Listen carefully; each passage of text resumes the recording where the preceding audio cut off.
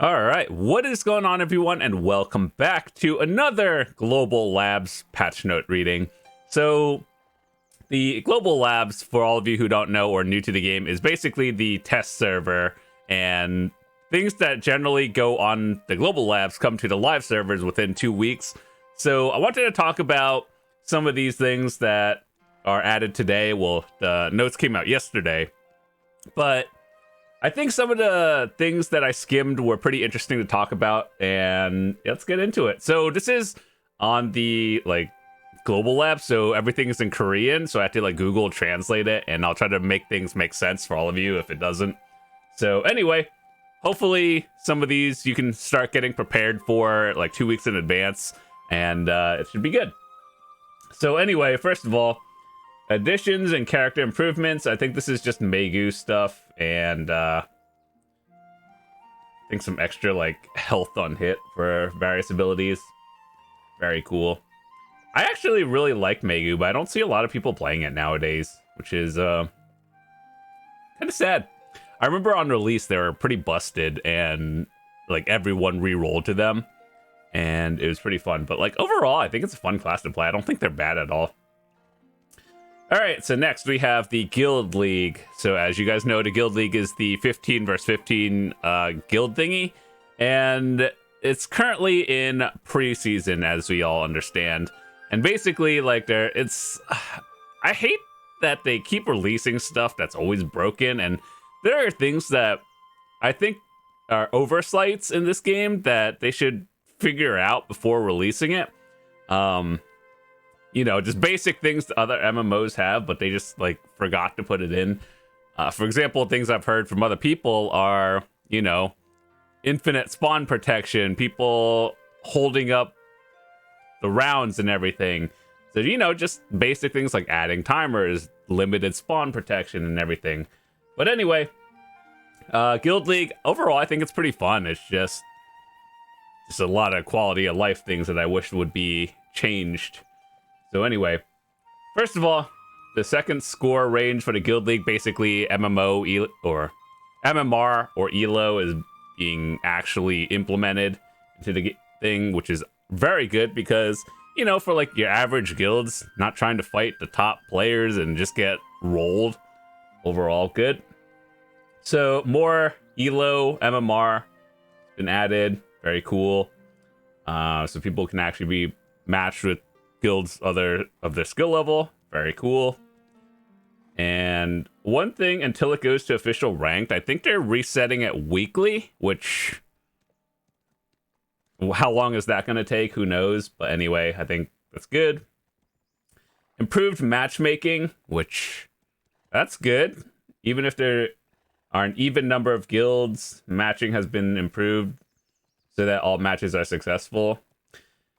So my understanding of this, I haven't really done it much, but it's you can only queue at certain times, kind of like Arena of Solaire, but I think it should just be an always on thing. I don't know why they limit it. And so if your guild likes farming it, then it is what it is. All right, so basically this is the new matchmaking ELO system, and from bottom to top. Cool. We'll see how that plays out. I think the point system in this game is a little bit wonky because if any of you have done the Arena of Solaire, it's 35 points if you win and then 30 points if you lose. So I'm just that feels so bad. Even League of Legends or literally any other game that has some sort of PvP matchmaking, I feel like they do it better. BDO it doesn't feel right, or it doesn't feel rewarding when you win. You just I don't know. I feel like they could tweak things a little bit more. Guild League matchmaking, let's see. So what they're changing is priority matchmaking between guilds in the high score section. Yeah, that kind of makes more sense because there are a lot more people in the mid to lower brackets than the very high end. So let's say you're the number 1 or number 2 guild, chances are you'll be fighting top 5 or top 10 people all the time, which is how it's supposed to, but it's just like a limited range of people versus if you're like a mid to low where you have wider variety. So yeah, I think this is good. Priority matchmaking between guilds with the high score. Among guilds that have applied for matchmaking, guilds in the same score range are randomly selected as first priority. This is a very like difficult one to, I guess, give an opinion on, because it's like if only guild rank number 1 and guild rank number 2 are there, of course they'll be matched together. But at the same time, you could, like, you know, as you guys know, in every game there's always like win trading and stalling and stuff. So just have to be very careful about that, or, you know, add some things like more of a timer or something where you don't have infinite spawn protection, basically. If there's no guild in the same score range, matching is made between all sections grouped above and below. I think that's just generally how MMR works, but yeah, cool. Alright, an example of a matching system. Let's see this. Matching guild. A guild A with 1850. Guild B, you know, 100 points low. So basically, this works, or it looks like it works as intended. Okay, so let's see the point system.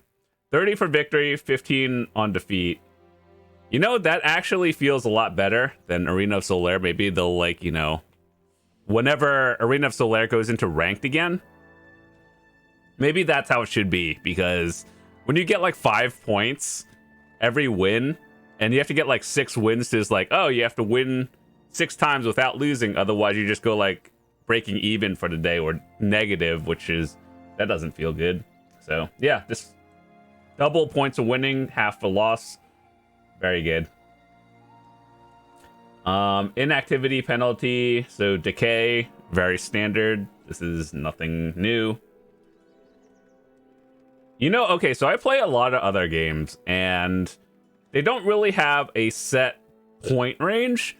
So another game I play, they have a 2% decay rate if you don't play within a few days. And I think doing percentage incentivizes guilds and players to do more instead of a flat like 50 points, so, or like 50, 40, 30. I think a flat 2%, maybe even 1%, would incentivize people to actually start playing more often, which I think is a good thing. The score range, the correction, earn for a win and earn for a loss, 5 additional points. Okay, cool. So yeah, overall, I think they're going in the right direction for the Guild League. It's just, all of this should have been implemented on release, not all of us like beta testing, considering Korea usually gets all of this content first, and then we get the same version, and I'm like, let's test it. If you're gonna release things at different times, at least give the other servers that get it late the updated version. All right, so War of the Roses. This one has been like the most cluster of a thing that I've ever done or seen. I've applied twice, and the 2 times it's been out on the global server, or I guess NA. I've applied twice and got denied twice, and it's not even like something that I can control. I think it really just picks 400 random people, and then it's like, okay, you either make it or you don't. There's no like priority on gear score, which I don't think that should be the case. Like, I want more people to participate in it, of course. I just think that it's like a maximum of 400 people is not enough. They should just raise the cap or something. And I've heard that like it's in theory should prioritize people who haven't got in last time, but that's not how it works. It's just really random if you get in or not. So I don't know. What I would do, I guess, is raise the number of people, but then that would also cause like server lag and everything, which, you know, that I don't think that can be fixed that without having an entirely new engine. So it's like, I don't know. I don't know how they would fix it actually, but whatever they're doing, I just hope they make it better for like more people to actually participate. Okay, so the UI has been, or like there's been an UI to check performance in War of the Roses. Dude, the last one was like 45 minutes. I remember watching some of my friends stream it, and it's like, oh, you get to do this cool activity once every 2 weeks. And then it lasted 45 minutes. I'm just like, well, okay, cool. Weird. So the buff obtained when occupying each sanctuary and what, so basically it's like, think of nodes on the map, but in an entire region. So if you've never heard of this or you don't know how it's like, think of like sanctums as a node, right? And you're Alliance A versus B to basically get more, or each zone is a better thing, and you like take over each one, and you get different stats and buffs for it. So that's how it works basically, and it's mostly just Alliance A versus B. Increased War of the Roses battlefield penalty, people who are not actually participating. So yeah, I've heard a lot of this. People who actually get in and just don't even participate. I do think there should be a penalty for that. Like, you got lucky to get selected to even get in, and you don't even participate. That's wild. So anyway, I'm glad there are increased penalties for that. And that's what is the War of the Roses penalty. If you're not connected for more than 10 minutes, if your character does not move from, yeah, basically if you go AFK or just don't do anything, then you should get penalized for it. After War of the Roses ended, allows Guild League matchmaking applicants a vehicle. Oh, okay, so just random stuff that should be fixed. Improvement of adventure log progress goals. Thieves Encyclopedia adventure log, essentially. Okay, so this is something that I actually think is very tedious for new players, because you know how if you are a veteran player, there's a lot of adventure logs that we already have right now. And some of them are just very annoying to the point where even you won't figure it out without having to Google a guide or something. So yeah, I'm glad they're actually like tweaking these, making this a little bit easier. Some items like straight up just don't even exist or like are hard to get in the game. So I'm glad they're making it easier for more people to actually be able to accomplish them, considering some of these encyclopedia or adventure logs actually give permanent stats to your account, like AP, DP, HP, just basic stats. I think it's good that more people can get these as a general baseline. And so, yeah, glad to see this. Igor Bartali's adventure log. Yeah, I think this one actually gives AP a few of them. So good to see that it looks like they're making it easier for your newer players. Shouter's journal. If I remember correctly, in English, this would be Ruben's journal, because I remember distinctly getting frustrated at doing this. This is the one in Calpheon, where you have to like talk to NPCs all around Calpheon City in a certain time limit, and the time limit was pretty tight.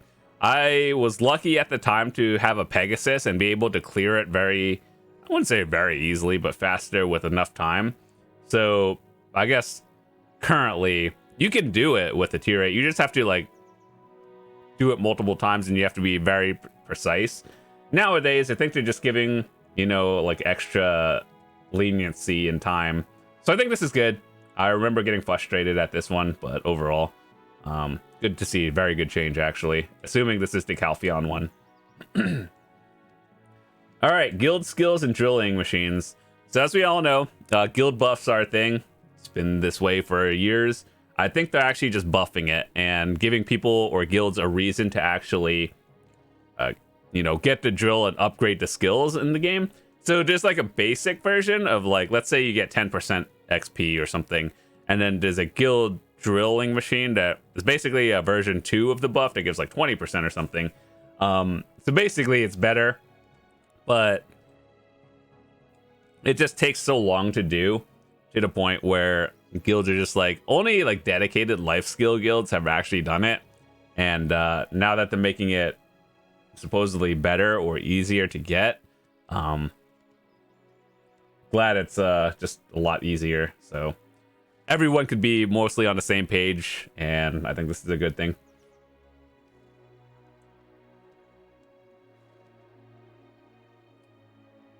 All right, let's see. Oh yeah, this is actually a very interesting one that I wanted to talk about. So the drinking glass extraction item, basically the item to extract the cup from your like accessory. Let's say, for example, you have one of those blue or yellow accessory cups, right? And then you get an upgrade, so you got to put the cup on a new one. To extract it costed materials, and before the change, it was like you had to heat 10 yellow accessories and then heat up like 10, what are those, Hume, Macalod, Gervish crystals, the red, green, blue crystals. And now that they're removing that cost, which is actually pretty huge, like that's a very good change, and then adding 100 extra of those magic fragments, or you know the sealed black magic crystals that you heat for melted shards? Yeah, they're just adding like 200 of those, and removing the heating of yellow accessories and everything. So overall, I think this is a very good change. They got rid of the tedious process and just made magic fragments easier to actually do. So yeah. Is it cheaper? I think it actually will be. It probably saves you, I would say maybe, you know, a few hundred mil. But mostly you're doing it because it's saving a lot of time, which I think is the more valuable part. So yeah, I think this is a very good change. If you can hold off for another 2 or so weeks before having to extract anything, that's good. Ideally, obviously, you'd be saving a few hundred mil, and it's just, yeah, less tedious to do. So if you can hold off, that's good. If not, it's like ultimately not a big deal. All right, you can mass process sealed black magic crystals now. You know what I've always done? I've always just mass processed, like this button right here. But now you can do like 10 at a time. I've always just mass processed them, but I'm glad to know. It's a good change that should have been added years ago.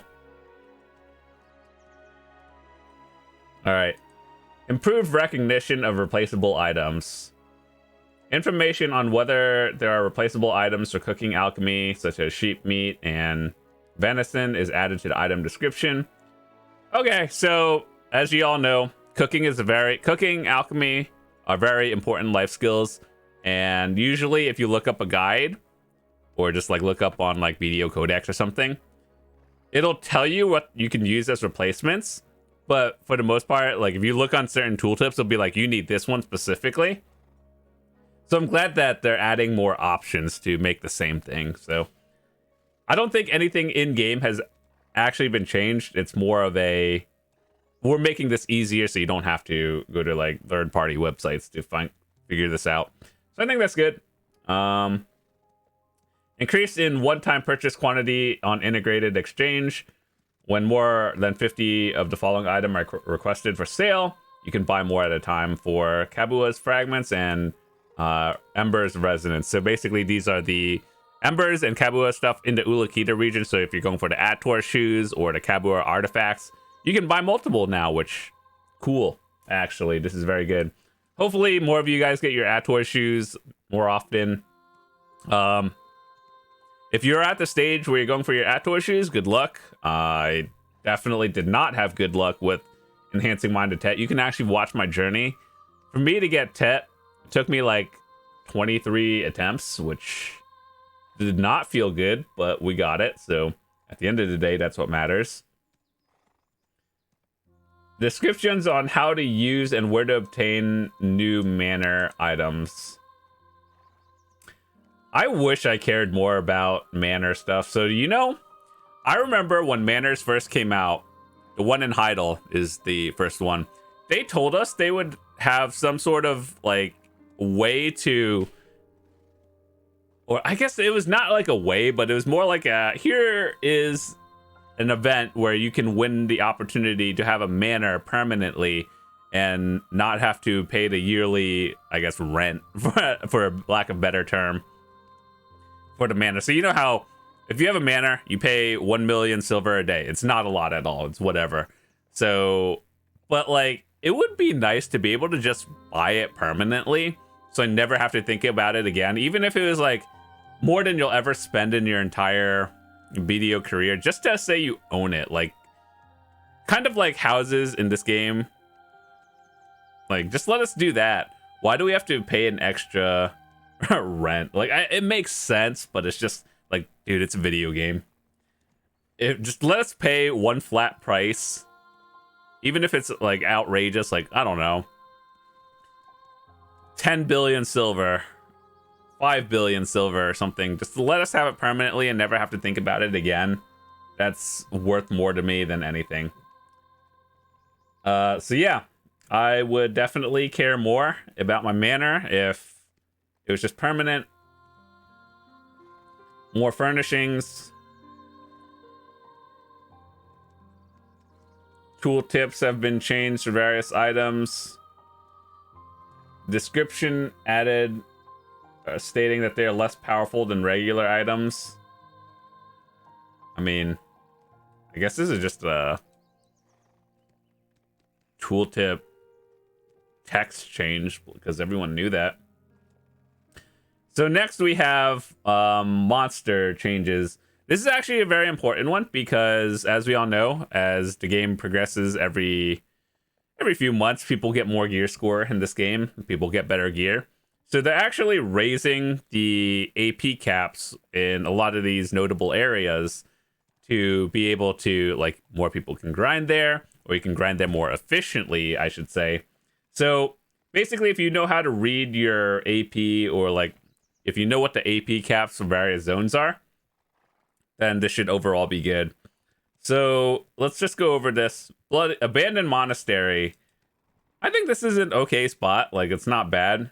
So the fact that this one is getting increased to, I guess, be on par with Orcs or Elvia Orcs is actually a little bit better, which is cool.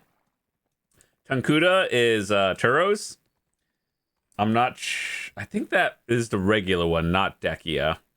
So yeah, this has always been a 2-person grind spot, but I guess now that the AP cap is raising, that's good. It allows more people to grind the flame easier. So if you're a newer player and you're going into Fallen God for the first time and the armor is the one you're going for, that's a good change. Paddocks Island is... The only reason you're at Paddocks Island, let's be real, is for the rich merchant ring piece. I don't see people grinding there for fun, but yeah, it is what it is. Gyfin Underground is being changed again. This is like the 4th change for Underground Gyfin. I actually thought they like raised that before, but I guess it's I guess it's getting changed once again. So we'll see how this one goes. Like, I really don't think that you need as much gear score or just like AP currently, because I know Gyfin is like a 300 AP spot, but that itself isn't as relevant. But I guess they're changing it again. So yeah, there's that. Star's End getting a buff, that's huge. Underwater Sakraya, I didn't really think that one needed it, but cool. Histria getting a buff, cool. Thornwood, cool. Yeah, all of these are pretty relevant. So they're changing the tooltip on the screen to showcase that all of these spots, like, you know how it just shows you that's like 240 AP when you look at the world map? It's just showing that it's lowering. They're not actually nerfing the spot, it's just lowering it. So yeah, they're changing a lot of these final view stats and everything, so I think that's good. You get more, they're changing some of the daily rewards in various areas and quality of life. So I hope you enjoyed that. That's been basically all the changes for this week that I wanted to talk about. The rest is quality of life fixes, and we're getting to 4th Ataraxian dungeon soon. So, hope you guys enjoyed it, learned something new, and if you are new to the channel, hit that subscribe button. I would love to see you guys come back, and drop a quick like if you have a chance. I'll see you guys tomorrow. Have a fantastic day. Peace!